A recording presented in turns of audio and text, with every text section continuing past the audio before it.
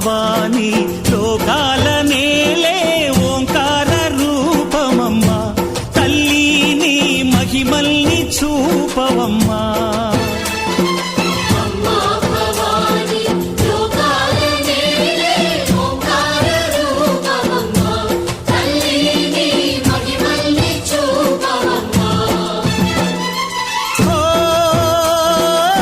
సృష్టికే దీపమా